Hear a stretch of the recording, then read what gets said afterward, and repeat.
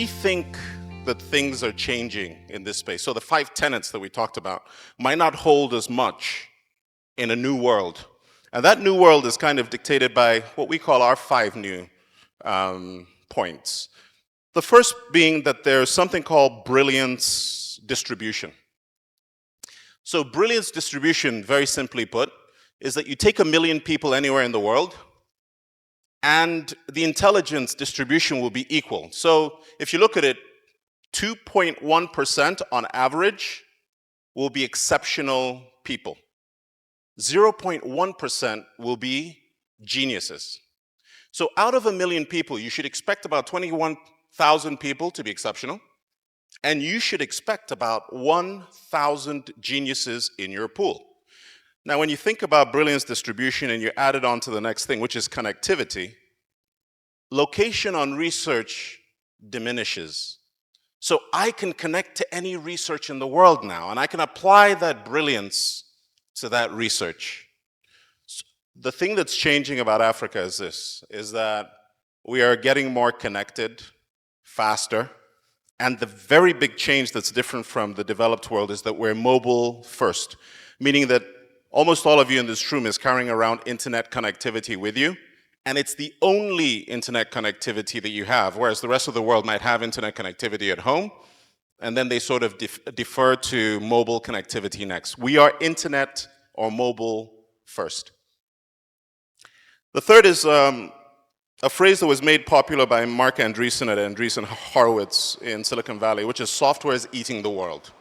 Simply put, software eating the world is that anything that technology can do to automate a process, it will. So if you think back 15 years ago, if you wanted to book an airline ticket, you had to call a travel agent, book the airline, and that's how you got your ticket. Now you just go online. Software has eaten the reservation process. The same thing is happening on transportation. So you look at Uber, for instance, and Uber, this is sort of a 2-step eat of the world. Uber has automated the way you get transportation done. It's made it less friction-filled. But the second step is the intelligence, the AI that goes into it, to self-driving cars. So self-driving cars will automate the entire transportation side. So on your Uber, you will order a car, and it's a self-driving vehicle that will show up. So software will continue eating the world. The other is virtualization. I talked initially about how technology requires servers, infrastructure, and so on. Virtualization has allowed me to take all that expense and all that time and all the resources, and I can put it in the cloud, which means today I can open up an Amazon account, I can prepay for it, I can launch software for it, and essentially anyone in the world gets access to whatever solution I've created at a minuscule cost versus what I was doing before. Most important thing to us, cities. Brilliance distribution exists, but the consolidated population side of cities makes the acceleration of ideas, the synthesizing and the cycling of ideas faster, which means there's a lot more innovation coming out of these environments. So someone made the statement, cities are the crucible of civilization. It means that cities is where it happens. That's where ideas are created. That's where things occur. And that person was a physicist and theorist, Geoffrey West. And he wrote a book called Scale, The Universal Laws of Growth, Innovation, Sustainability, and the Pace of Life of Organisms, Cities, Economies, and Companies.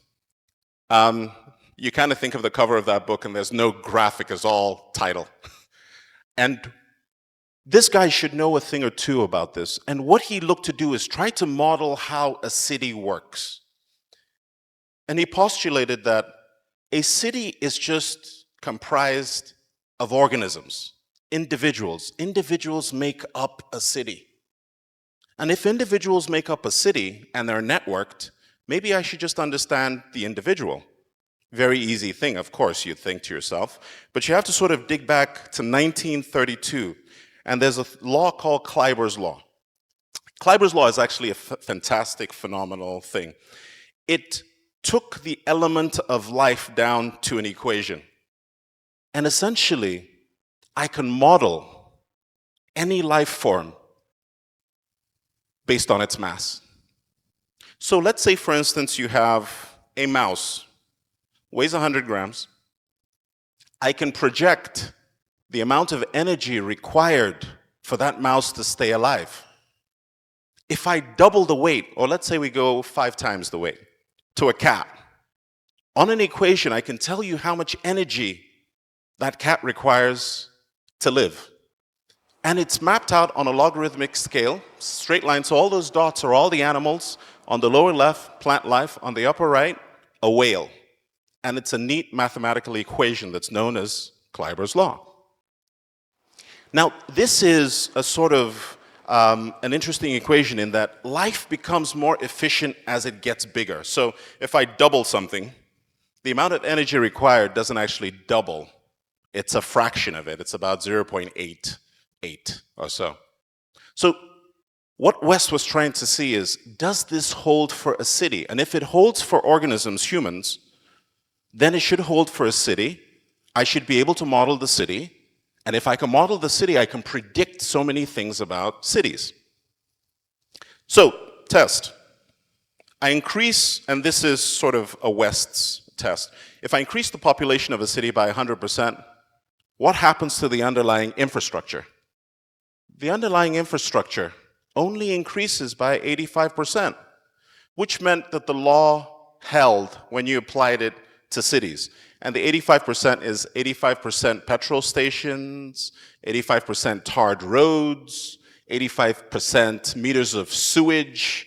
It only went up 85%. So cities become more efficient as they scale.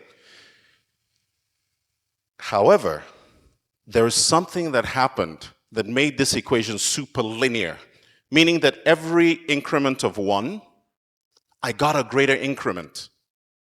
So every time a city increased by 100%, income increased by 115%. Wealth increased by 115%. Patents, which is the proxy for innovation, increased 115%. Colleges, creatives, interactions, all increased by 115%. The research that was in Stephen Johnson's book, Where Good Ideas Come From, took a look at West's work, and it now looked at cities that are 10 times the size of their neighbors. What happens then? 17 times more innovative than a neighbor. What about metropolises that are 50 times the size of a town? 130 times more innovation would come out of that environment. So you're probably asking yourself, what does all this mean? Well, the argument is that cities are important, and urbanization is happening. So if you look at globally, 1960, about a third of the world was in an urban environment. So 1 out of 3 people lived in an urban environment. Fast forward to 2000, 1 out of 5 people, 50%, 1 out of 2, 50% of people lived in an urban environment. 2050, the expectation is that 2 out of 3 people will live in an urban environment. Cities. Which ones? 2050. See any names that you recognize or you live in? Lagos. Lagos is projected to have 32 million people living here in 2050. Currently, we're about 22, which means over the next 35 years, we will add about 10 million people to the population of Lagos. 10 million people, that's about slightly less than 300,000 a year. Talking to the state, one of the commissioners of the state, Lagos is currently seeing a higher net rate than that. Move to 2075, Lagos jumps. Lagos adds an extra 25 million people over 25 years at a rate of 1 million new people a year. 2100, Lagos is projected to be the largest city in the world. 88 million people. That is almost a quadrupling of the current population that we have.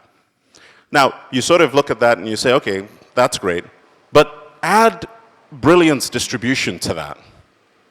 How many exceptional people live here now? How many geniuses would be in this environment? If you're to extrapolate, Lagos should ultimately be the most innovative city in the world in the next 77 years, and if not the most, then one of the most. So we go back to the 5 tenets of technology investing, and you say research. Do I nullify that? Yes, of course I do. I've removed the issues of location because of connectivity. I have cities that generate ideas.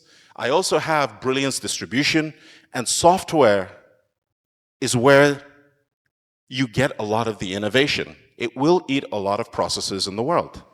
You look at knowledge as well. Knowledge is connected to research, and connectivity as well as brilliance is connected as well. You can get the information that you need. Infrastructure, connectivity, virtualization kind of nullifies that. Funding. Money has a way of moving to where innovation, ideas, returns are. And likewise, we move to where those ideas and the innovation exists. The enabling environment, of course, we have to work on. We realize that software will eat a lot of things, and we will innovate our way out of certain things. One of the things that I didn't mention is during West's research, you saw a 115% increase for a 100% increase in population. You saw the same increase in crime, in police, in waste. So as a city grows, it has antecedent types issues. And that's what we think governments can sort of step up to help us out with. Fundamentally put, we think that the big differentiator becomes the city. A lot of the other things can be moved around the world. You can replace it, you can duplicate it, but cities cannot be duplicated. Populations cannot be duplicated. So we think that they are the differentiated platform for innovation and investment. And we believe that Lagos will be the most innovative city in the world. That's why we returned to Nigeria to participate in that. And we ask you to join us as we continue to look at building Lagos into what it should and can be. Thank you.